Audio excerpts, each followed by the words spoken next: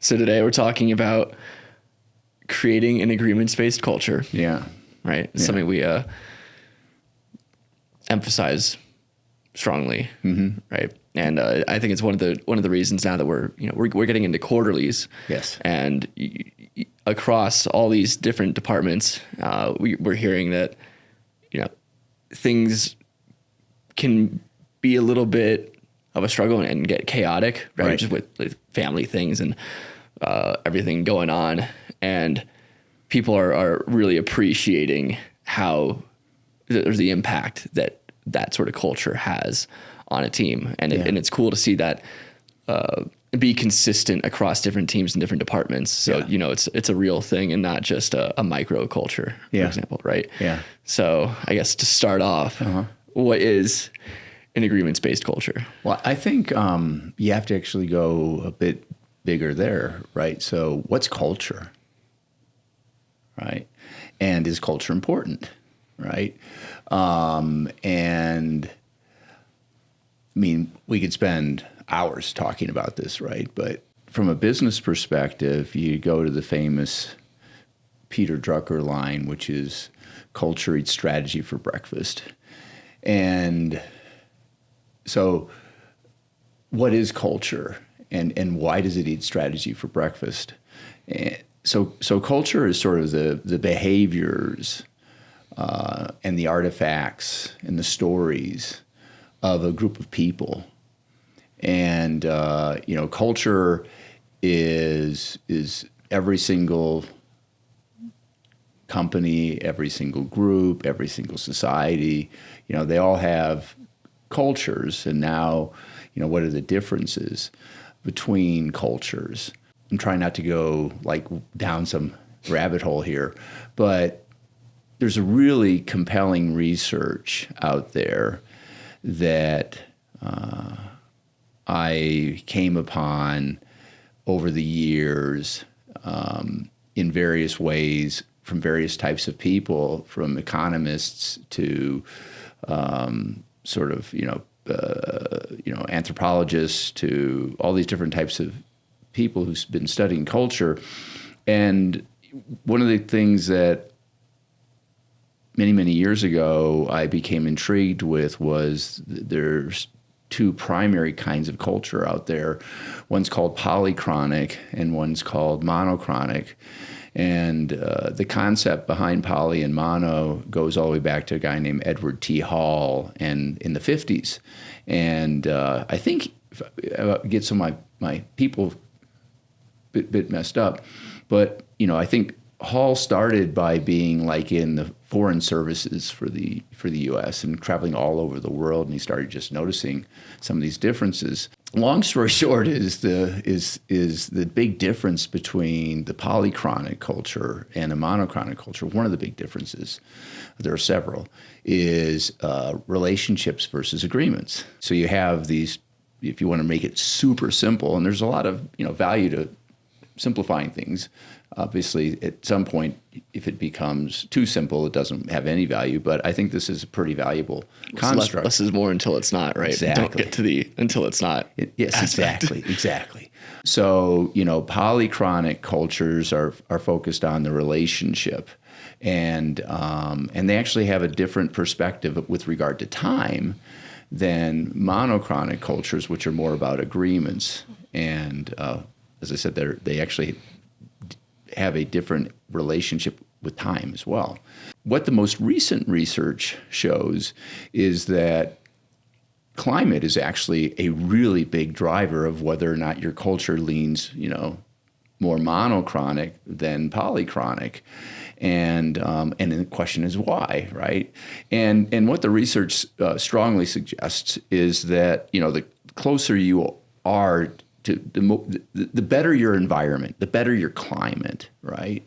And there are a number of different factors that go into rating one's climate. It's not just temperature, it's the nature of the topography, it's the nature of the soil, it's a whole bunch of different things, all of which, by the way, are measured by NASA, which is really cool. So you can literally measure every single society's relative climate. And when they apply the relative climate measures to poly versus and then look at the cultures through, are you more poly or mono? What they see is that basically the better your climate, the easier life is. And the more you can lean into relationships and sort of, living day to day, you can wake up in the morning, you can go out and you can either hunt or you can fish, come back in the afternoon, you can prepare your foods, you can enjoy it with your family. Maybe you get together with friends, at the pub or, whatever it is, at the local whatever. And I don't think pub would be the right one in this case. It's not the right one, sure. yeah, exactly. But then, you go to sleep and wake up the next day and you do it all over again. And it's pretty good. So you don't have to have a lot of rules and a lot of agreements. As opposed to you move like 3,000 miles north and you move into a harsher environment. And now all of a sudden, and particularly one where there's seasonality, and now all of a sudden, you got to prepare for winter. And you got to divide and conquer, and you need more people, and then you have stuff to save, and if you're saving stuff, you have stuff to protect, and just life becomes much more complex. And part of the complexity is we now all have to have agreements, and we need to have laws and regulations, and now we're protecting stuff because there could be bad people coming, and it just becomes so much more complex when you move away. And so ultimately, you have these polychronic and monochronic cultures that are climate driven, which is really kind of cool. And the R squared is actually pretty compelling. And so you can look at the climate and you can look at the cultures. So now, what's this have to do with business, right? Well, the reality is that when people are working together, when the organization is small, things can be implicit, right? Because we're talking about stuff, we're all together, especially small, and if everybody's working in the same office. But the bigger you get, the more important it is for you to have agreements, and then to make sure people honor the agreements. And if the agreements don't make sense, of course, we need to talk about that. But ultimately, you want to get a culture that's more agreements-based than relationship-based, particularly if you're growing fast, and in particular, if you have people dispersed all over the place. Does this make some sense so far? Yes. Right. I think the key components are growth. Yes. Right? If you're growing very quickly and you have a larger organization, as you will if you're growing quickly. Yes. Right. Those layers of separation, once you have over 50 people, it's going to be harder and harder for people to implicitly just get it. Yeah. Right. If anybody who's built a company knows once you're going to hit a point where things become harder because you're fortunate to surround yourself with people that just have a intuitive understanding of where you're going, and B, you have so many points of contact with all those people as a founder, as a visionary or CEO. And so it will get reinforced implicitly like that. But when you have more layers to organization, and a lot of people have never really spoken one-on-one to the CEO, how do you expect to? How do you scale that? How do you scale that, right? Because then you're just playing a big game of telephone. Yeah. Right. Yeah. And we all know how that works. That doesn't go very well. No. And then take into consideration that more and more companies have some form of hybrid, right? We're 100% remote, right? So we have 170 people, not just almost across all the way across the country, right? We go from Maine to Seattle down to San Diego down we have right? Maine, Seattle, LA, Miami. Right. We're all Texas. I mean, we're all, everywhere. Right. Yeah. And so just growing and scaling with hybrid or remote is hard. And I would submit that every company has some form of hybrid, right? I mean, I know there are a bunch of famous CEOs who don't like hybrid, but the reality is we're all, they're running around, right? And so everybody's dealing with some form of hybrid, right? Almost every single company is dealing with some form of hybrid. And it's harder. It's harder. It's right versus in person, especially from a CEO, if you have not implemented this kind of culture from the start. Yeah. Right. And the good thing about us being fully remote is we are really stress testing the system. Like if it can work fully remote, it's going to work even better. Hybrid is going to work even better in person. Right. Yeah. It's just a discipline. Yes. So now, as I like to say, I paraphrase the 6 Sixth Sense, that's the name of the movie, I think, right? Yeah, the Bruce Willis one. The Bruce Willis one, Yeah. right? Where, he sees ghosts everywhere. I say I see agreements everywhere, right? So what are agreements, right? Our core values are agreements. Our purpose, passion, and just cause are what we like to call our compelling why is an agreement. Our unique value proposition is an agreement. Our ideal customers are agreements. Our organization chart shows how we divide and conquer. That's an agreement. Our goals are agreements. Our to-dos are agreements. I see agreements everywhere. Right. Yeah. These are beyond expectations or implicit things, right? We're moving past that. Yeah. And making everything explicit and stated. You can find it. And if there is any disagreement or discrepancy, it's like, hey, it's there.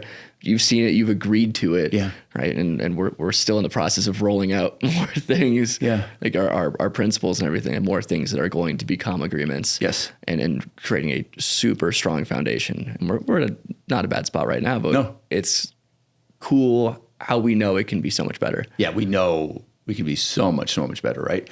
So, and I think we've talked about this before on the podcast, right? But why are agreements so important, right? And, I go back to Steve Chandler taught me this concept years and years ago about expectations versus agreements, right?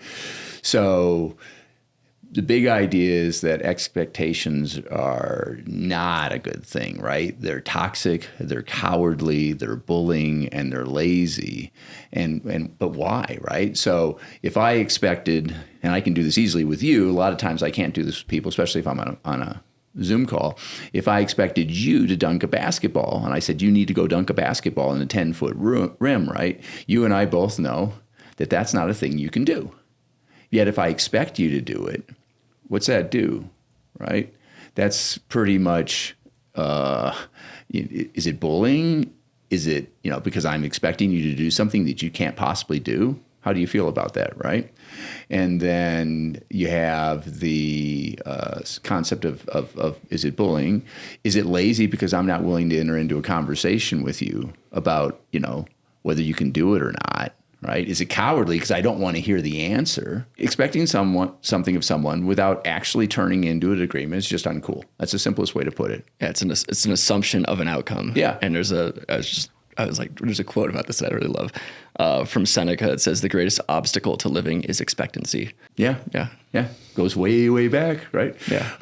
And so I just think that agreements, especially in business, right? We can talk about that in a second, are just, they make things so much healthier. And if we don't agree, if we have an agreement and then we don't live up to it, it's an easy conversation. Is it me? Is it you? Is there something else?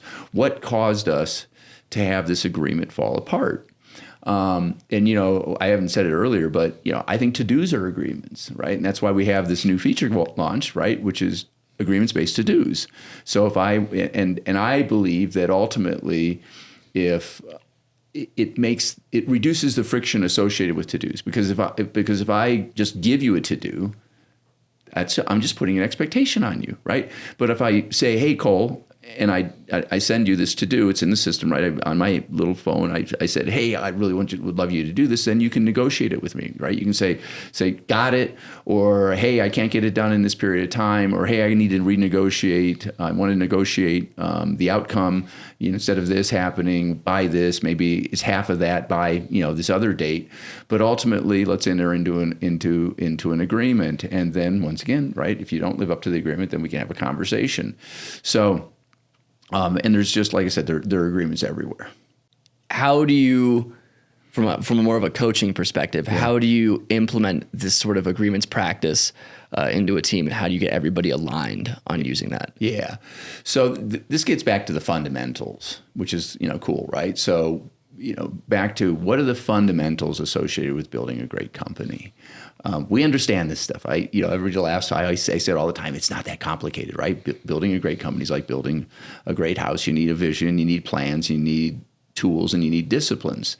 So I believe that the things you need to run a great company are, right, what we call the focus filters, or the fundamental elements of a vision, right? So we need to all align around who our ideal customer is. We need to all align around what our unique value proposition. We need to all align around what are the behaviors that we think are sacrosanct to building a great culture, our kind of a great culture, right? So ultimately, there are 20 tools or disciplines, as Gino Wickman would say with EOS, right, that are just like fundamental, right? So how do we run a meeting? That's a discipline, and that's an agreement, right? Even when, and of course, the agenda and everything inside of that are agreements, right? We've agreed to do this. We've agreed to plus or minus, do our segue. We've agreed to get it done plus or minus in 5 minutes. We've agreed to go through our scorecard. By the way, KPIs, what are they? They're agreements. And then the targets are agreements around when we both agree there's an issue. So when we go through the meeting, the weekly meeting, all of a sudden, we have the yellow, red, and green going on all of our KPIs. If it's all green, there's no reason to spend 5 minutes, let alone 1 minute, on our scorecard. Everything's working great, right? Let's move on and let's talk about how we're doing with our rocks. If our rocks are all on track, boom, that's awesome, right? Those are agreements. If everything's on track, big thumbs up, everything's progressing as expected, then we can go to the headlines and talk about, some good stuff that's happened. And then if we do that, and then you just keep moving your way through these disciplines. And if they're all agreements, right, it just reduces the friction, makes sure we're all on the same page. And then, so there are all these different forms of agreements out there. The fundamental ones, I think are within 90, our version of our operating system, 90 OS. You have the fundamental ones in something, like EOS. You have the fundamental ones in Pinnacle or Empire, some of the other operating systems that we support out there.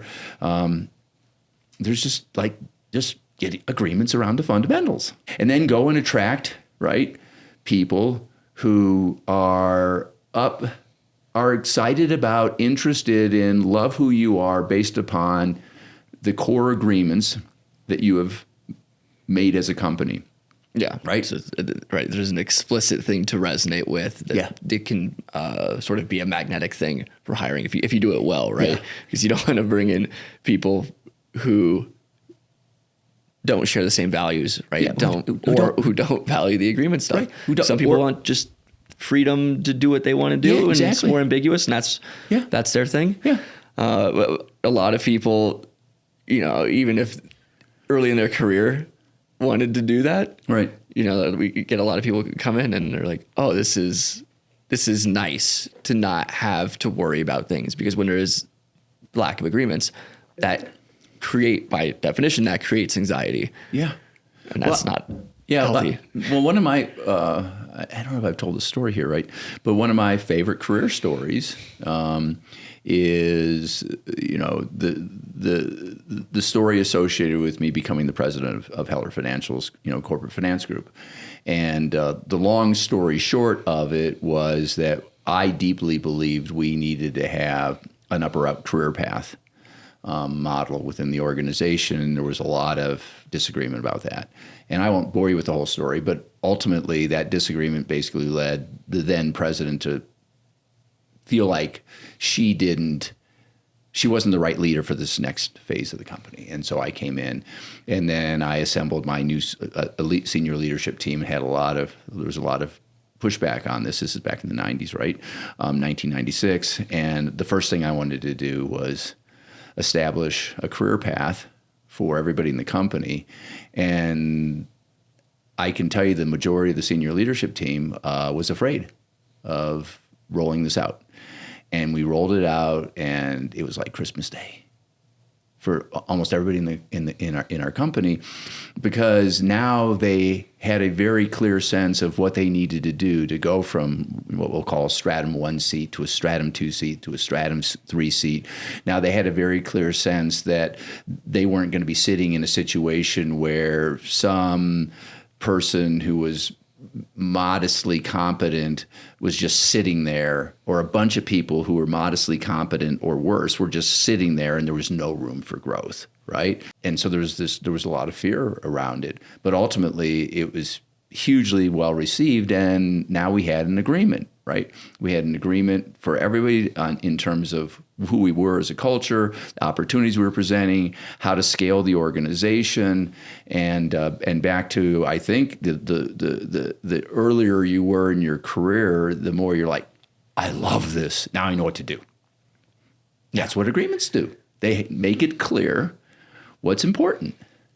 And a big part of that is figuring out what is important to begin with. It's not just like, oh, here's a thing, and then make everyone agree to it. And you got to refine your list of things that we're creating into agreements, and that takes time. That takes a great deal of self-understanding and self-awareness on the part of the leadership team to be able to do that. And so all we're doing is we're making order out of all the chaos that comes with having a company or like running a company and being a part of that. And I when you do create that sense of order, that just frees up that part of the brain that is used for making sense of the unknown to go do things that are actually productive. Yeah. And then you get the magic. And the magic is, if you're not changing things all the time, you get the eighth wonder of the world, according to Einstein, which is compounding. Right? So if you have an agreement on who your ideal customers are, and you genuinely have an agreement on who your ideal customers are, and you're serving them all the time, and 95% of your customers are ideal, that compounding is so much stronger than if you had this, like, all these different characters out there. They're all, asking for different things. One of them is like, oh man, you guys, you're too expensive, right? So you got a bunch of customers who all they're looking for is the cheapest thing they can possibly get. Or you got another set of customers who is like, you guys, you're not innovating fast enough, right? I need you to be like cutting edge. And it's like, well, but if you get really super clear on who your ideal customers are, and you serving them, and you find them, and you say, look, this is what we're selling, right? Our unique value proposition, right? This is what we're selling to you. And if you're buying it, awesome, right? And if you don't want to buy it, that's cool too, right? We know, we're smart enough, we've been around long enough to know we can't be all things to all people, right? And so the power of compounding is like, it's like agreements are everywhere. The opportunity to take advantage of the power of compounding is everywhere. But in order to take advantage of it, you got to stop changing a bunch of stuff. And in order to stop changing a bunch of stuff, you need to have agreements. And you need to be able to focus, like the idea of the compounding things. You got to be able to focus on what you actually can control and where your strengths are. And then you build. And then once you become competent at that, once you've sort of gotten a deep mastery of that field, then you can expand to other things. And so if you actually want to do a bunch of stuff, the path is not to slowly work on a bunch of things. It's like, let's do this. Once we've conquered this, let's move on to the next thing and slowly expand with those concentric circles of mastery. Yeah. It's actually not that complicated. No, it's hard. it's not, a lot of things in life, it's not that complicated when you boil it down to the right things. Yeah. And once you sort of let go of whatever idea you have, right, of the ego sort of side of stuff. Yeah. It just takes time. Yeah. It's hard. Yeah. And a lot of people don't want to play that game. Well, because by the way, all these agreements create transparency. Yeah. Right? And so now it's like, okay, so we're being super transparent on all this stuff, and it exposes your weaknesses. It exposes the things that you haven't thought through as much.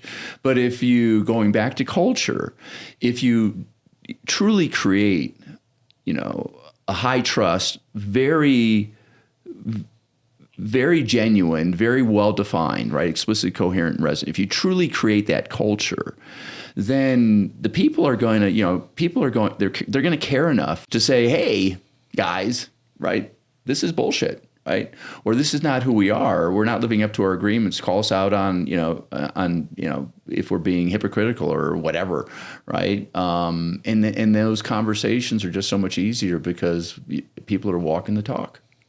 And once again, it's hard, right? I know one of our core values is resilient, and it's been there from day one. And I think I tell this story, but it's there because I know me, and I know that I can't hide when I'm disappointed. I have no ability to lie. lie. I can't. I just don't. I just never had it. Right.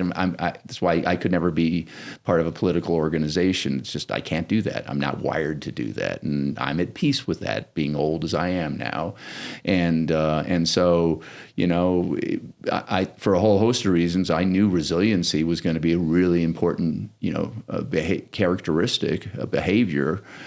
For everybody who joins the company, because we're growing fast, because we got this, sort of strong-willed, leader who, can't hide if he's disappointed in something. And, it sucks to know that, that like the CEO is disappointed in you. I get it, right?